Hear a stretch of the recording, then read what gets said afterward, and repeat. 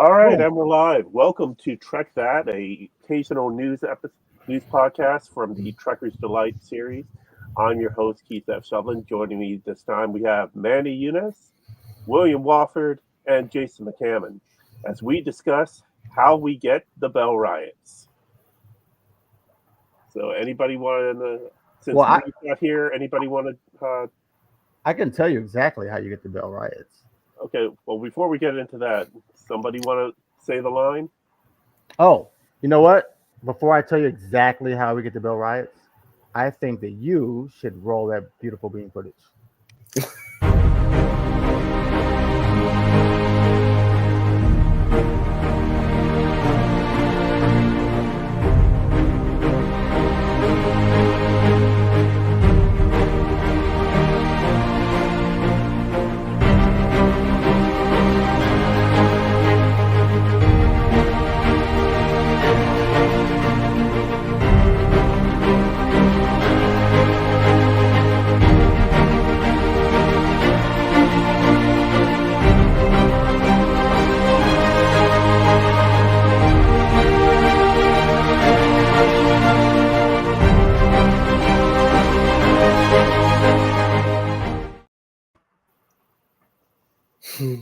All right, Fan- Fantabulous.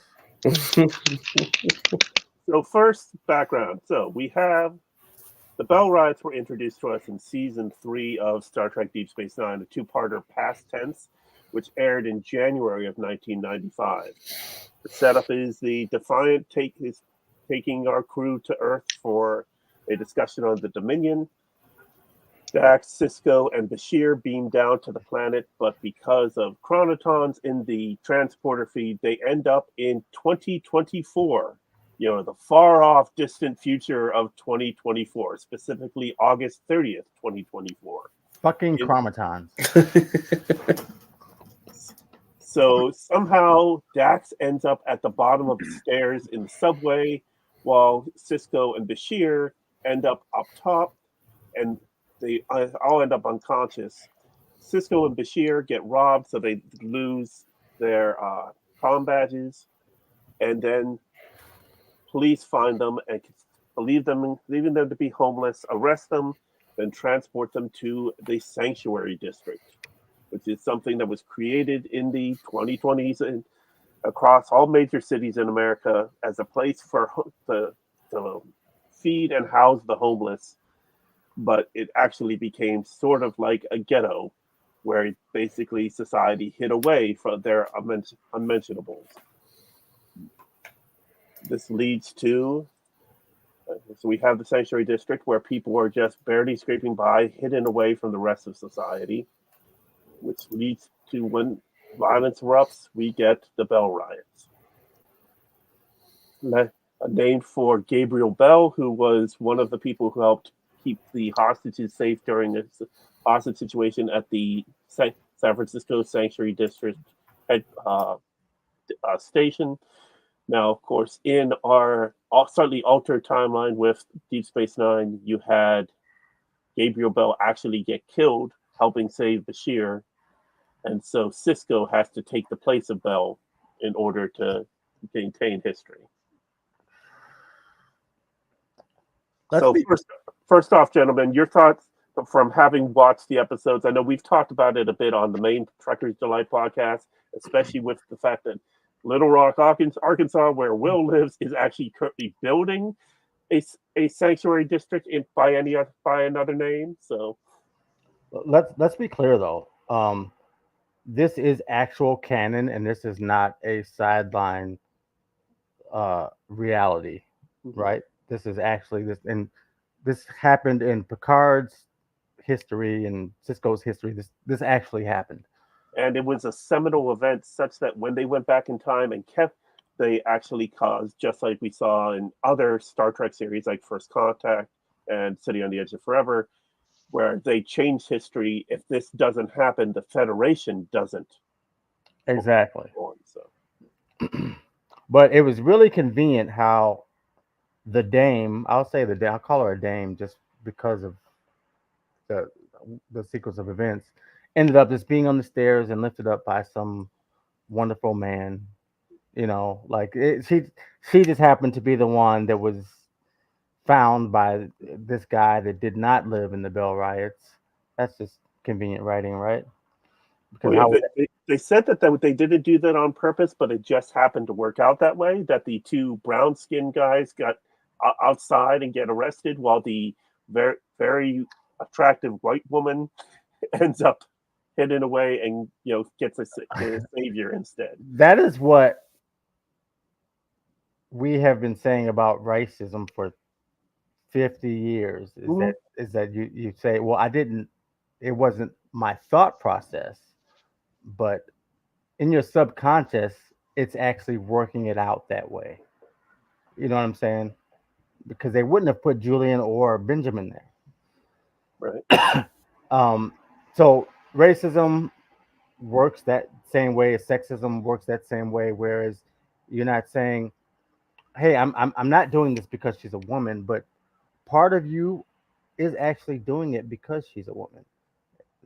Same way with blacks, Jews, whatever you want to call it. Part of you creates your reality, whether it be fact or fiction, upon your subconscious thought of who this person is. That makes sense. Yep. Manny, go ahead.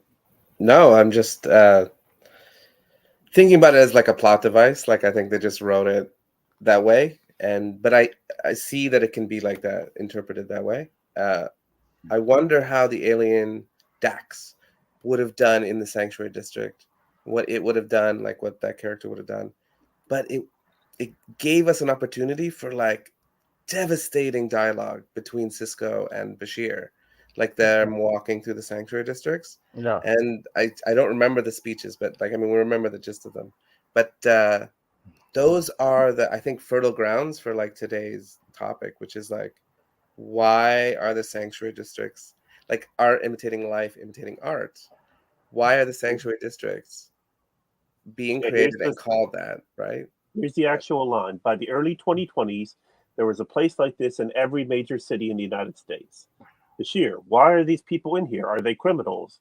Cisco, no. People with criminal records weren't allowed in the sanctuary districts. Then what did they do to deserve this? Nothing. They're just people without jobs or places to live. So they get put in here. Welcome to the 21st century, Doctor. It's a bit of a callback to Bones, Hmm. primitive, right? I like that he's seeing it through a medical lens, and like to them the context is that it's very easily solvable, um, and yet to us it seems enormous, right? Like they've I'm had glad. their watershed moments. Go ahead, man. I'm glad Trump isn't a Star Trek fan because he'd be like, with Sleepy Joe, this is what you'd have is these Well, Bell Riot districts. well, he is a Star Trek fan to a degree. I don't think he's watched Deep Space Nine because remember the vaccine search was called Operation Warp Speed. Right, That's right. he does have Space Force. Yeah. All right. Um, Will, your thoughts? As far as opening thoughts goes, I think it's a little, in a entertaining way, disturbing Hmm. how much this lines up with real life. Like almost like how the what is it, the Simpsons always like comically predicting stuff, right? Hmm. yeah, Yeah, it's when weird. when you've been on the air for 35 years, and you tend to you know get something right every once in a while. Every once in a while, right? And it's like this came out in 95, y'all. Filmed in 94 probably. Hmm. The tail end of 94. So 30 years ago. Yep. 30 years ago. And they got it right almost to the year. I Yep. remember actually bringing the Bell Riots up. It was at the peak of when Black Lives Matter protests were happening, and in my opinion, there was a clear difference between protests, actual protests, which I've seen, Mhm. and actual riots, which I've actually seen riots that Yeah. were in the name of BLM, which I feel like is a disgrace to the name. So I look at that and I was just like, that's interesting. And it made me watch Past Tense again. Like, because you're gonna have multiple types of people, everywhere you go, right? So I actually want to sit down and watch this. I really truly want to watch this with my friends and say, hey, as far as Star Trek as a whole goes, this is kind of why I am so locked into it today, because I'm not comparing it to the Bible, but it damn near could be a nice blueprint. What did Jack Sparrow say? A guidebook. There was It could be a Bible guidebook. verses in this. Well, Didn't they? yeah. But it's like I think of Star Trek more like it's like a guidebook as to what to do and what not to do, and let history make its judgments, right? Um, but it's kind of scary because I remember them announcing that they were doing this last year, and I remember telling Trekkers Delight last year, "Hey, they're about to build this here," and then an article drops, and then I was like, "Oh shoot, crud, this is real." Yeah. They and guess where they're building? That's just the North Little Rock one I sent. They're building another one here in Little Rock, because we have two different cities, North Little Rock and Little Rock, and divided by a river, and we're cool. We're cool with each other. We really are. So, in Little Rock, where I live, mind you, the worst place that, to my understanding, and I've been through the neighborhoods, you could arguably be is called Southwest here in Little Rock. That's where the ghetto is. That's where the hood is. That's where a lot of stuff is, and they're building one in that area too. I was like, oh my God, like, are you? And so I think that you have a level of classism, a hint of racism, given where they're putting this, mind you, Mhm. because we're not talking about, and it's not to say that there weren't any Caucasian people in the sanctuary districts. They're there, okay, they're there. But You talking about on the show or on the show specifically. Right, okay. But here in this city, they're putting this next one in the heart of what is considered the ghetto Black community here in Little Rock, Arkansas. So Well, I don't know about other cities, but that's what I've learned about this city. Mhm. I guess you have to ask two questions. Like, one question is this something, the Bell riots, that situation, is this something that can actually happen in our world? And then the next one would be, why do you think writers always go to this dire situation of humanity, Mhm. right? Why do they always bring us to the verge of dissemination, destruction, or the terrible parts of ourselves in order to bring us to, because obviously we know the future, right? The future is way better. That's already written. But they wanted to bring us to this terrible time that we had to get ourselves out of. Yeah. And why do you think writers do that? Why do we do that all the time? Well, Go ahead, man. well, from Memory Alpha, we do have the notes. The original teleplay was written by Robert Hewitt Wolf under the title Cold and Distant Stars. It's just an awesome title. And it involved Cisco alone going back in time and ending up homeless. And it would have been a case of him trying to say, "No, I'm a commander of a space station," and them thinking, "Yeah, right," and locking him up because he's obviously crazy. But the script just wasn't working until the showrunner, Ira Stephen Bear, came up with the idea of the sanctuary districts and the Bell Riots. For the sanctuary districts, he said, I was down in Santa Monica one day, and there were all these homeless people there, and it was a beautiful day. The ocean, sky, sun, and homeless people everywhere. And all these tourists and people up and about, they're walking past these homeless people as if they were part of the scenery. It was like some artist had done some interesting rendition of juxtaposition Yeah. between nature and urban decay right there in front of me. And the fact was that nobody seemed to care at all. And I said, there has to be something about that Where does that go? How far do you take that? And that evolved into the idea of concentration camps, essentially for the homeless. And then, as far as the Bell riots, his inspiration for that was the 1971 Attica prison riot in New York. Wow. So So, you'd have to have. Go ahead. Sorry. no, go ahead, Jason. No, I was gonna say. So you'd have to have like the situation like we have in California, where there's tons of homeless people, and you'd have to have people encroaching on them, right? Like crime, and then you have to be like, okay, now we have to protect these people. So you fence these people off. You recognize that they're homeless, they have nowhere to go, so you fence them off, and then you sell it as, well, this is a haven. If you're broke, you can come here and we'll keep you safe. And then over time, doing X to keep you safe changes.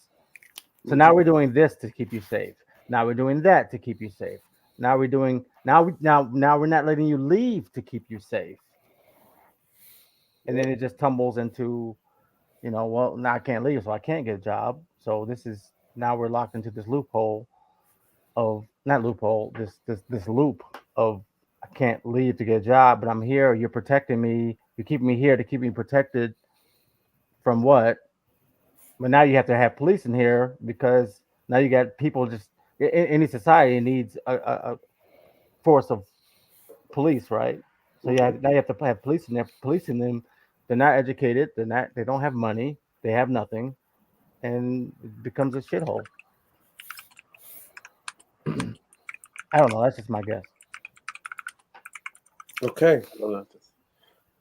So now the reason we bring this all up is that we just had the end of the latest term of the U.S. Supreme Court, where they announced all of the rulings for the major cases. Now, there are a couple cases that really stood out, like in the case of July 1st, they announced the ruling on what presidential immunity, which has so far been the one that's been getting the most attention, though there were a couple last week that got a bit more, including a case of whenever a case of emergency abortion in Idaho Hmm. and other things. But one that kind of fell between the cracks was from Oregon, and that is City of Grants Pass, Oregon v. Gloria Johnson. Essentially, the city of Grants Pass, Oregon, decided that they wanted to deal with the homeless population by banning homeless from setting up tents or other encampments in public spaces. So the court it went through the courts, and the the person that filed suit against the city, and they ruled that by keeping the homeless people free from being able to set up in public spaces, it was a violation of the Eighth Amendment's prohibition on cruel and unusual punishment. So it went through the courts, back and forth, all the way up to the Supreme Court, and the court voted uh, 6-3 that homelessness is not a status protected by the Eighth Amendment's prohibition on cruel and unusual punishment. Therefore, for banning homeless people from sleeping in public spaces is constitutional. And as I note here, this is from the Washington Post coverage. Local and state officials were struggling with how to manage the nation's homelessness crisis. Prohibiting homeless encampments is one potential tool, but many jurisdictions do not have enough beds for everyone, and many unhoused people prefer staying outdoors to being in a shelter, because there is the risk of crime in a shelter. Sometimes the shelters aren't adequately supplied with things, so the conditions can be more. I've lived in Washington, D.C. for the past 20 years, and I see homeless encampments in city parks, in underpasses, on the highways, and there hasn't been an attempt to do anything with them. But basically, what you're saying here, and I've seen some commentators basically say that this ruling essentially criminalized homelessness by saying that if you can't find a space, if you do not have a home and you cannot find a space in one of the shelters, then you cannot, in the case of this town in Oregon, and of course now with this decision, it could lead to other places, then you can't find a place to sleep, and if you do try to find sleep in public areas, you can be arrested. Which in that case, then you have a home for the night because you're in jail. But I feel like if you gonna criminalize being homeless, then you have to give everybody jobs. Like adequate. You have to, as a government, give everybody an adequate job. Adequate. I mean adequate We know that. jobs. We know that. That was even the answer in past tense part 1 and 2. But their approach to this is using this as a more than likely using this as a precedent to force them into communities that each city will likely build in the next 10 years, right? So because they don't want to give them jobs because they're going to look at them like, oh, you're nothing, you're less than, you're like at the lowest, you're at the bottom of the ship on the Titanic. We're going to let you drown with the ship, but at Right. least you're going to have a place on the ship, even though the ship is drowning, right? So that we know that jobs is the answer, or something like that. Well, at But least the people on the they're not bottom going of to the do that. Titanic, at least the people on the bottom of the Titanic had a purpose in making the ship go. Right. So what they're saying is these people don't have a purpose in our society at all, and they can't, because they don't have a purpose. They can't go to sleep somewhere. What are you saying? You can't. well, and you've already seen different things in some cities where like they've redesigned park benches so that like they if you see a park bench and it has an armrest in the middle of the bench, that was specifically put there to keep a homeless person from laying down on that bench. It's Yes. it's called hostile architecture. Yes, Yes. absolutely. Thank you, Manny. And they've also done things where it's like grates in the sidewalks. In some places, they've raised them up and put them at odd angles so that people can't sleep on them. Because in the Well, wintertime, it's an excellent place for a homeless person to set up.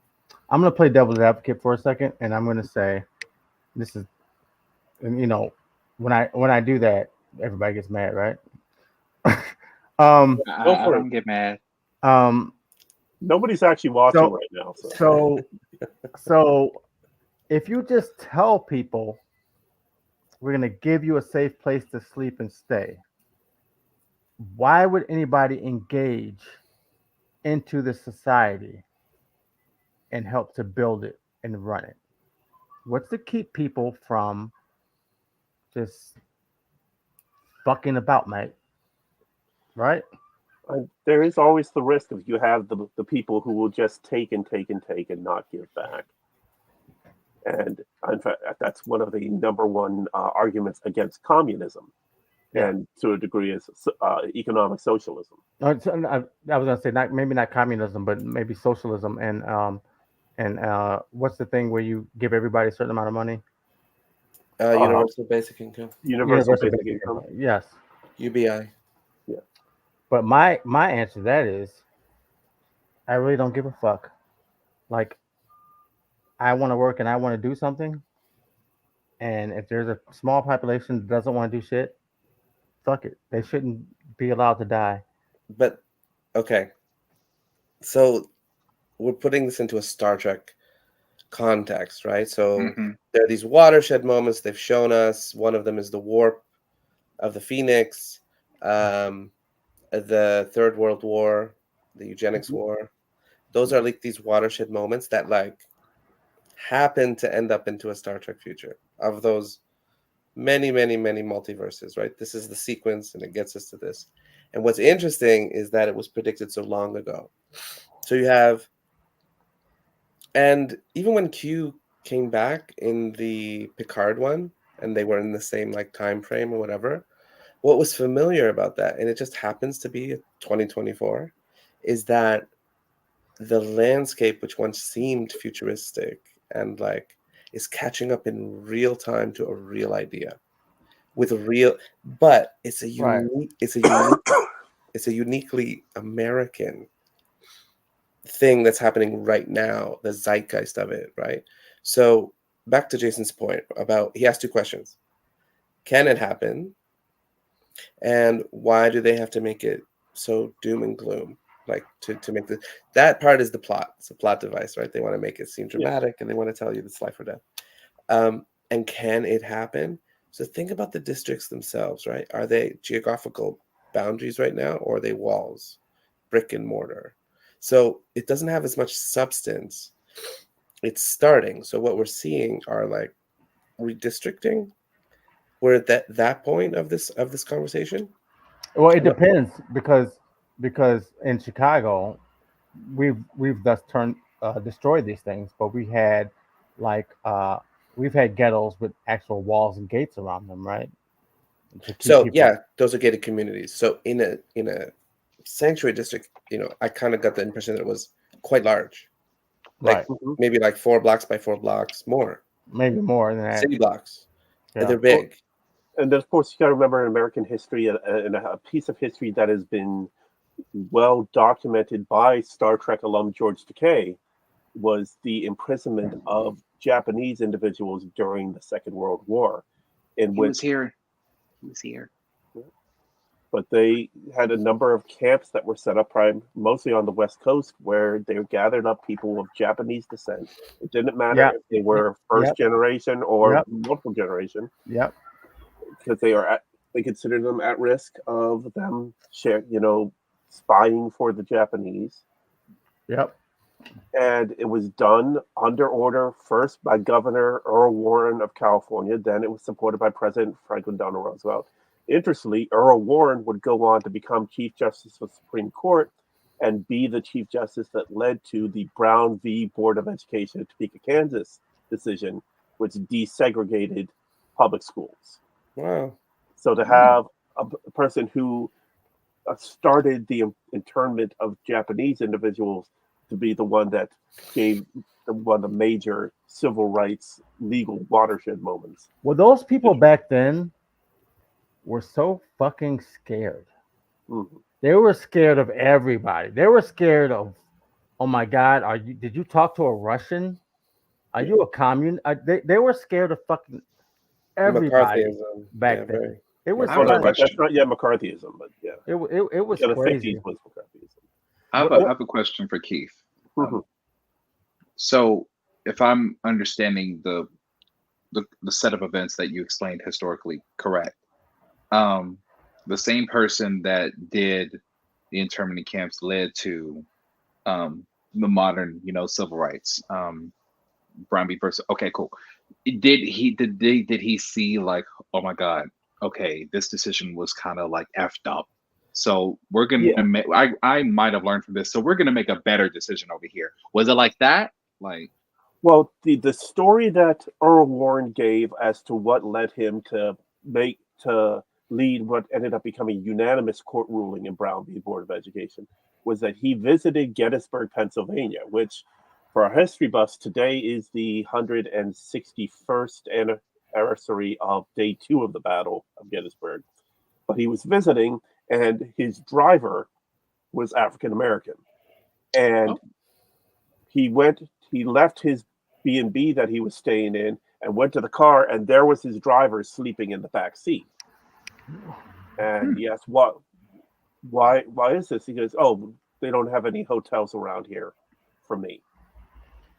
right. And for those, and if you've never been to Gettysburg, it's surrounded by farmland. It is in the middle of southeastern Pennsylvania. You're a couple hours from Philadelphia.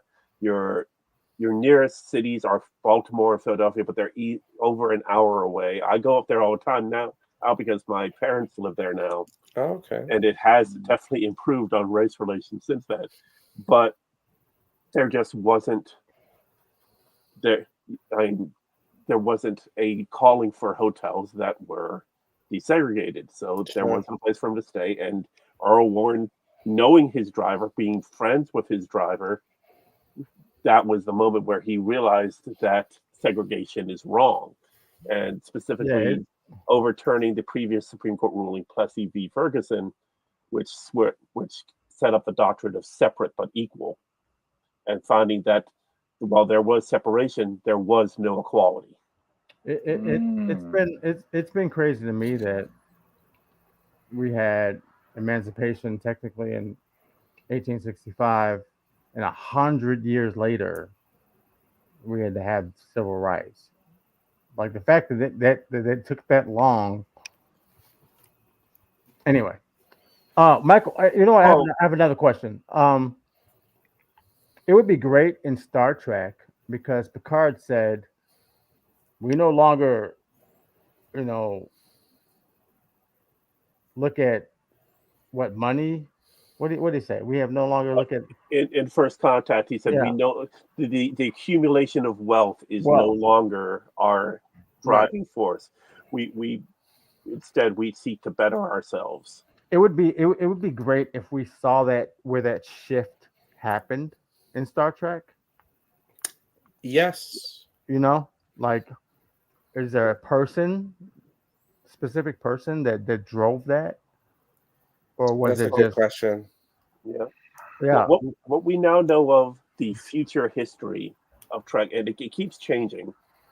And they actually gave an explanation in Strange New Worlds season 2 that what has happened is there's been so many incursions because of the temporal wars in the far future that it has pushed some events off. Because if you watch Mm. the original series episode Space Seed, we should have had sleeper ships available in 1996, as well as the eugenics wars and a quarter of the globe being taken over by genetic super beings, superhumans. Yeah, But we haven't seen that.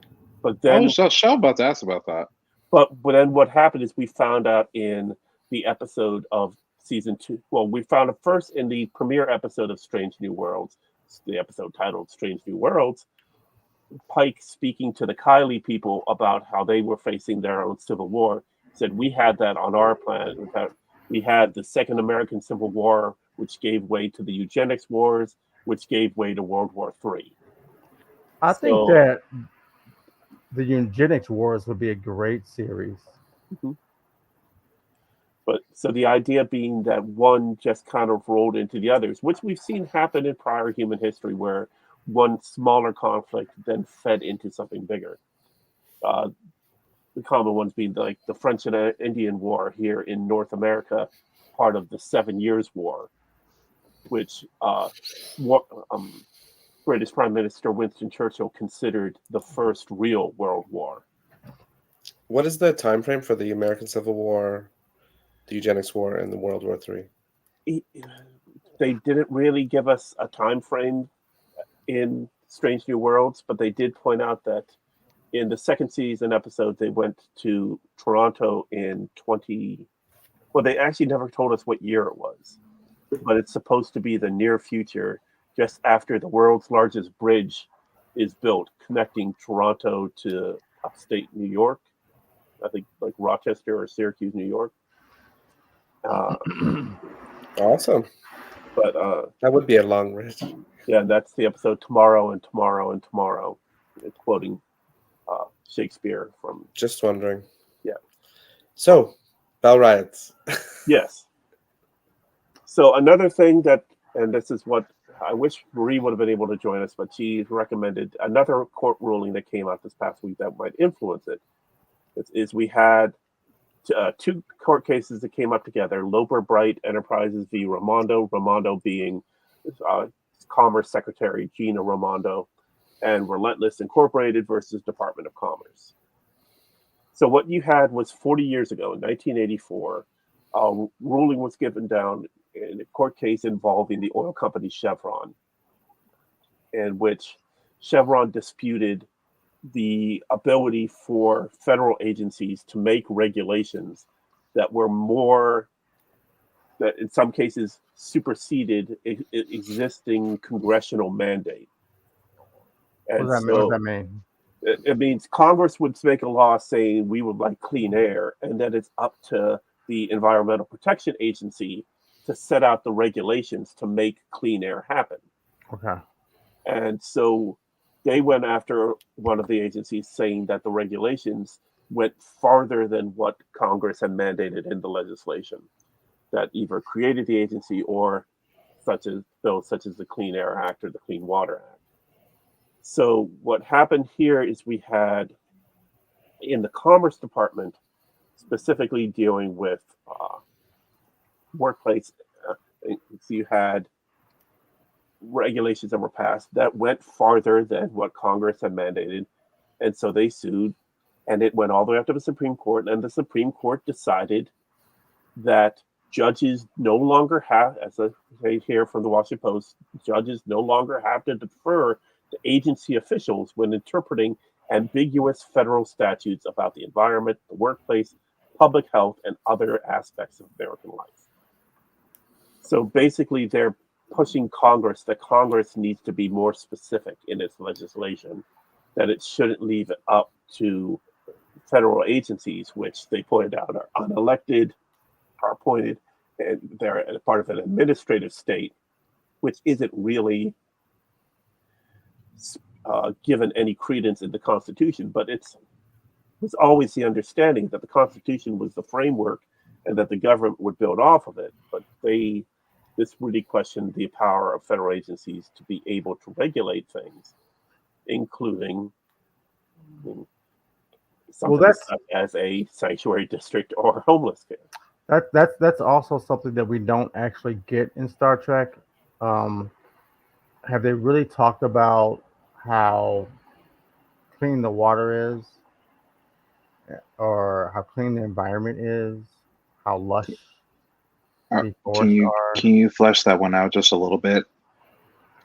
So yeah, so it's Star Trek is almost supposed to be like almost a utopian society. We don't think about money. Everybody's good, but they haven't really fleshed out what the Earth looks like, right? Like are all the waters clean? Right? Well, I think if I'm interpreting your question right, or what you're addressing correctly, I think you're talking about two different things, which I'm going to give two different answers.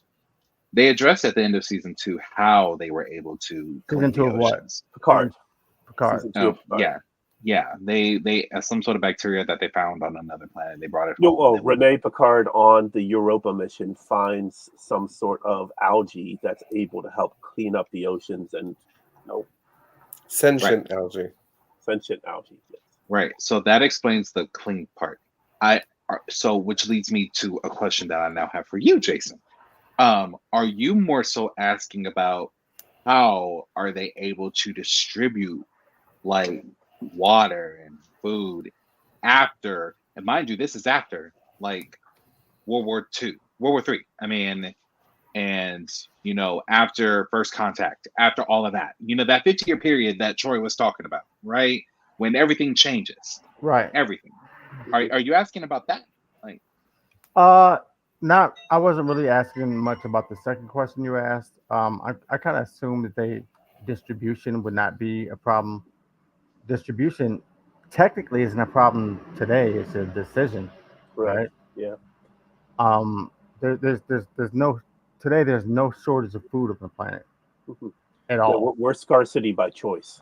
Yeah, so that's a decision. That's a political decision for people to starve and not have water. Plenty of water.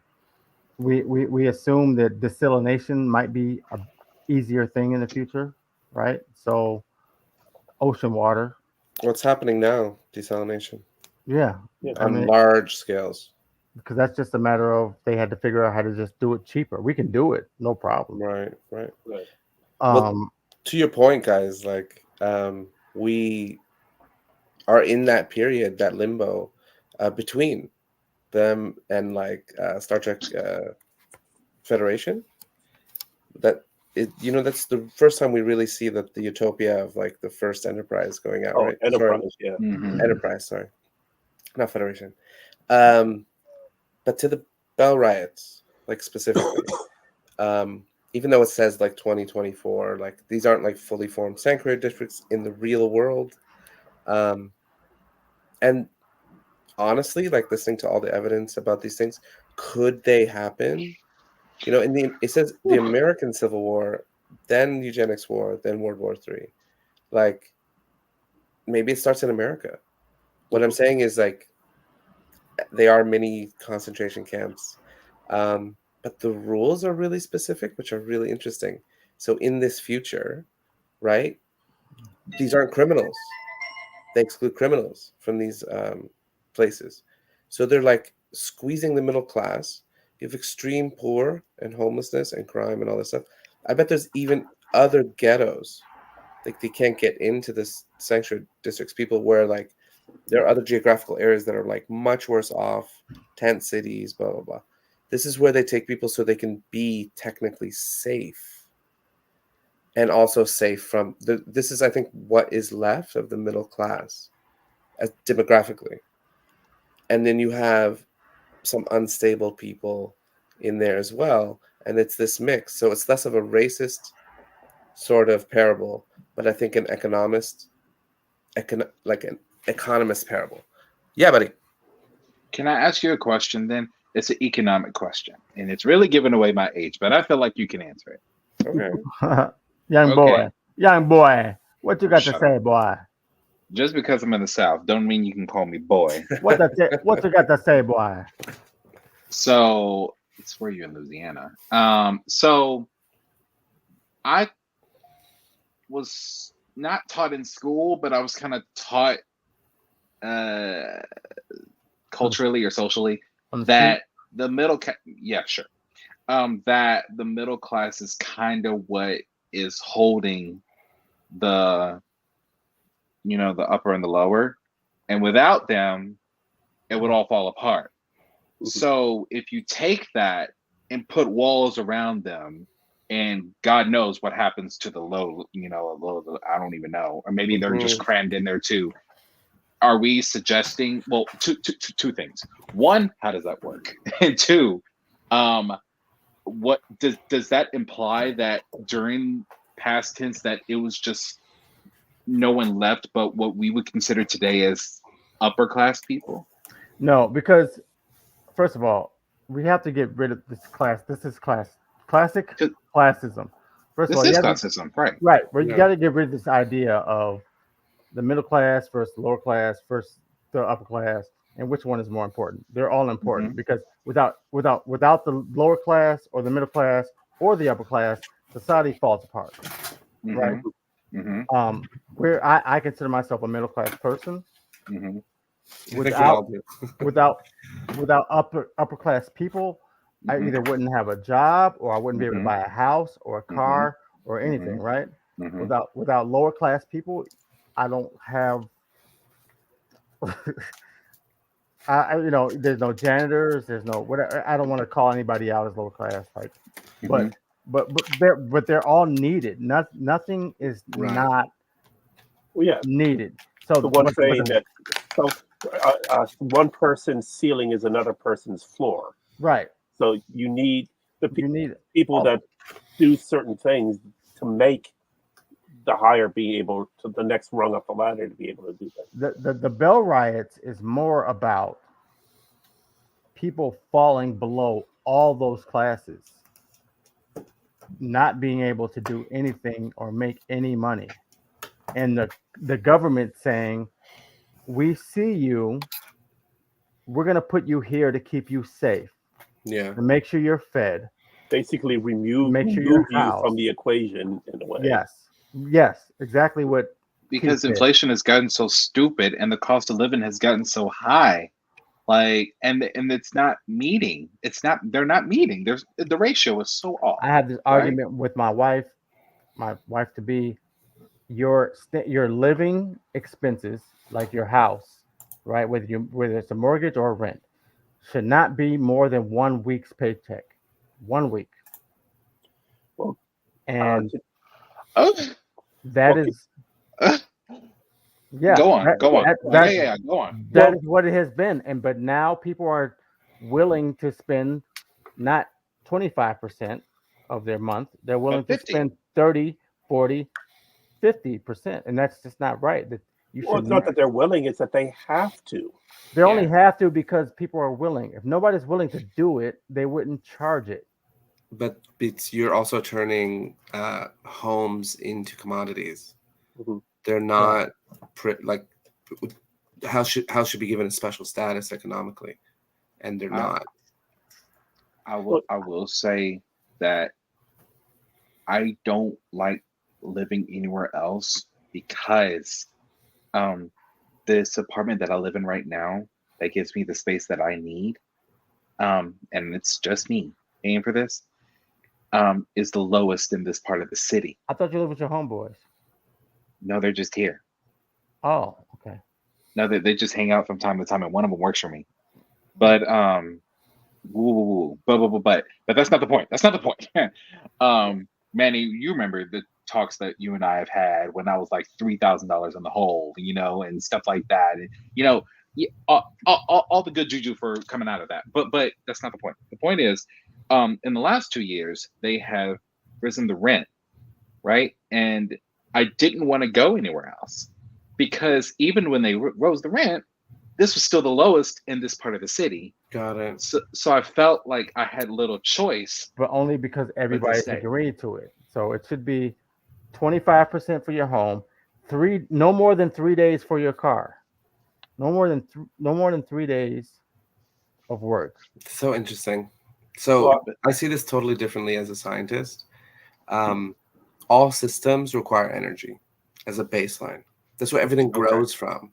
Like when I teach my sevens and eights, we start with the food chain and the food web, and the Mhm. sun is the very first part of it. It shines on the plants, takes up the chlorophyll and the energy, right? Turns it to ATP, and then for 1,000 units of blade of grass, it can feed like 100 rabbits, or like one rabbit like to 100%, or no, sorry, 10%. So it eats like all these blades of grass, and then you eat the rabbit, and then only 10% of that energy carries on. Mm-hmm. So if we were, for instance, in a system disrupted where all energy across all our grids was free, if we were all able to like run everything we want without cost, and it disrupted everything else around that, that is really how you get to a level where the rate limiting step, the activation energy for almost any task, becomes ridiculously low, because then your will and consciousness is actually what's directing the flow. If energy is free and everything can be done, well, where do you start? You start at the beginning, and then you Yeah, build but from there. the only problem with that is TikTok and people looking at how other people live. And We are influenced by that, the hostility of the times that we are in. So if Mm. TikTok is a reflection of our angst, but eventually in the future it will morph into, if we were to as a society have a less of an anxiety. So where am I going with this? To Will's point, Will, if you never had to pay rent again, Okay. I'm offering something to you where you'll never ever pay again for rent, but you don't Okay. get to choose where you live. I don't get to choose. No, you could live anywhere in the world, but it'll be free. Would you choose being in your neighborhood where you have to pay and that's where you want, or would you rather go somewhere else that the state assigns to you, but it's comparable to what you're living in now, but just geographically not there? Ooh. excellent point, Manny. Ooh. So all energy is free, right? So why do we say that one person can live in one place over another? A hierarchy would be created but where energy is people would not be free. Yeah, assigned quarters. If you don't want assigned quarters, then you have to belong to some sort of organization or society that has other things that are less standard, But more or many less. the history of humanity would say that energy is not free. That It's not. No, no, no. you We have to create work it. for it. But what I mean is, if you had a device that Oh, made free energy, what I'm saying is, because we don't have the device, and so much of our society is powered by human beings, um, we allocate it in the wrong way. So why does America have sanctuary districts? Because hundreds of billions of dollars are not going to public works. If you weren't in a war economy, this dystopia would not be happening. And because over the last 10 years, specifically, you have completely, there was a time in 2014 when America could have decided not to be that, and it chose Mm. to be that.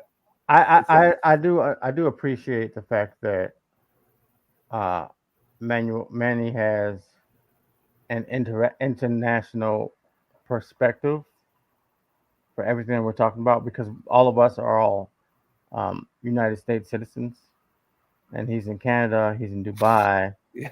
and no, I appreciate because we are assimilated people.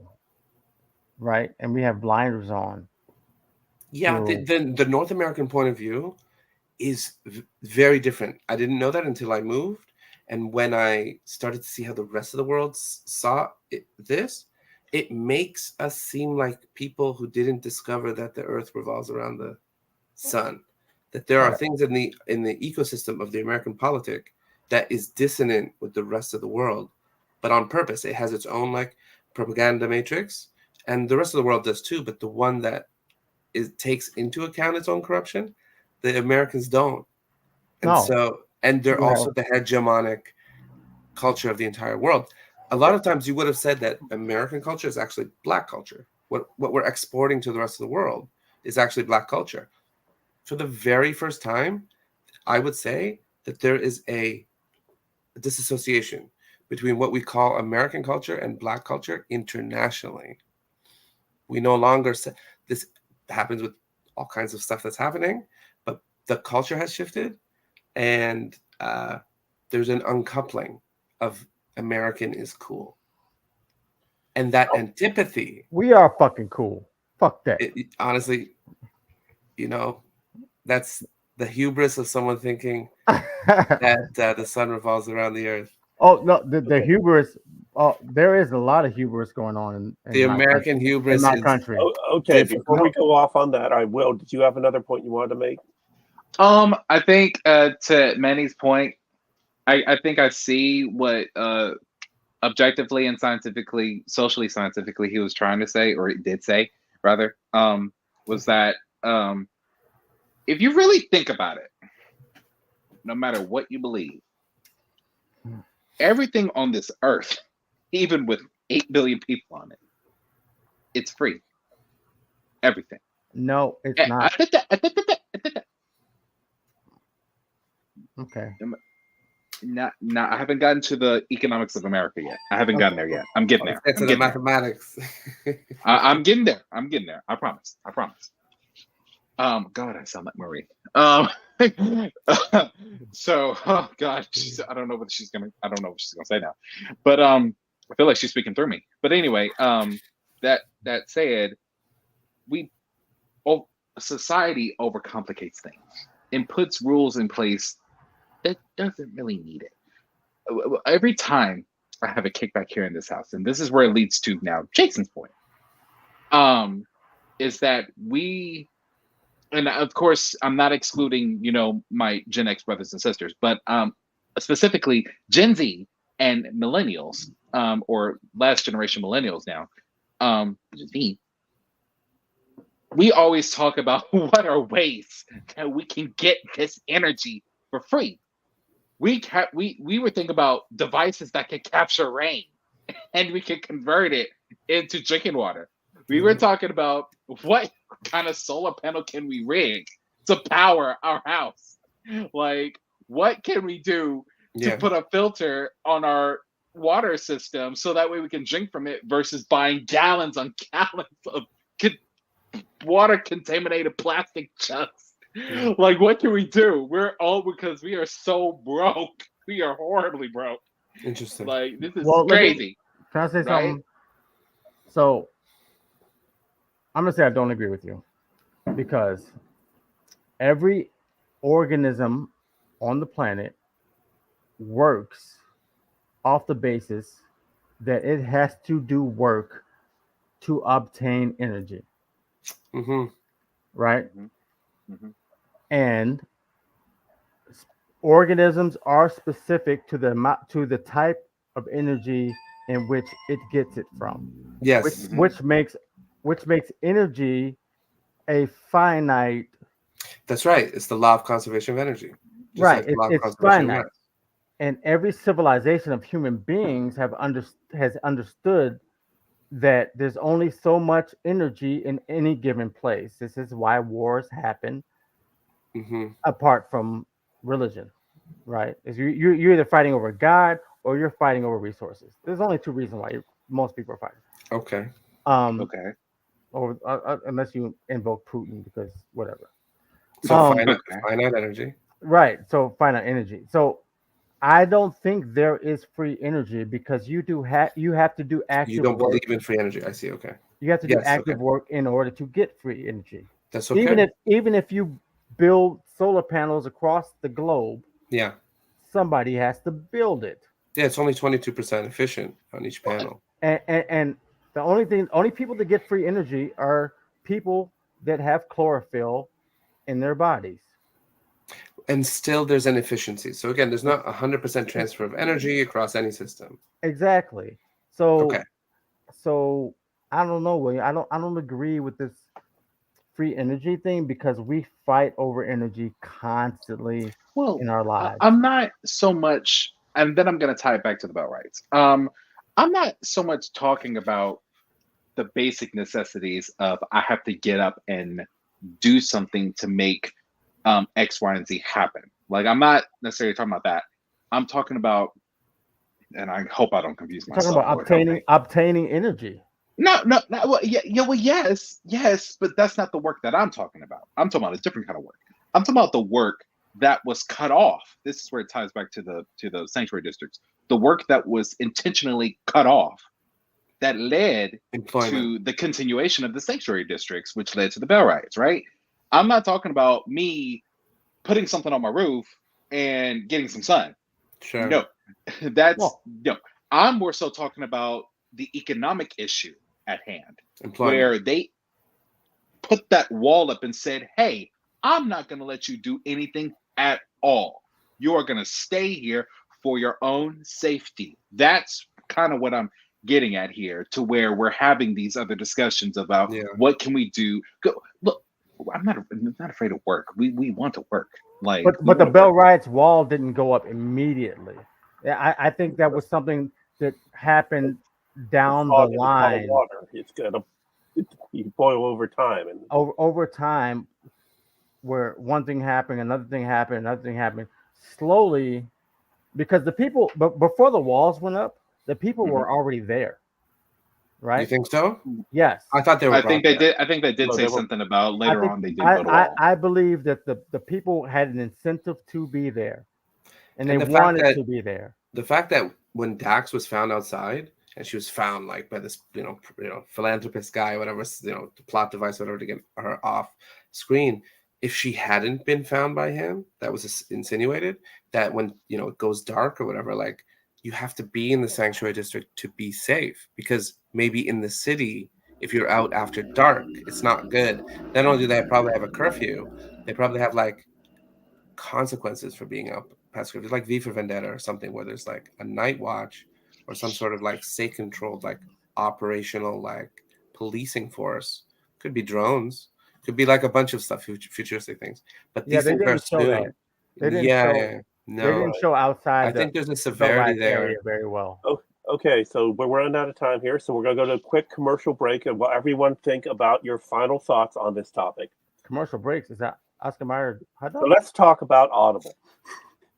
I'm an audiobook listener. Right now, I'm listening to Sisters of Belfast by Melanie Moore, but I like to I like to be a vociferous reader, but I don't always have time to sit down and read. But in the last month, I've been able to read books such as Neuromancer by William Gibson, which is now being Good turned book. into a TV show on Apple TV Plus, Good book. or The Three Body Problem by Lou Zixin, which we've talked about on previous podcasts, which is now a series on Netflix. Enjoyed that.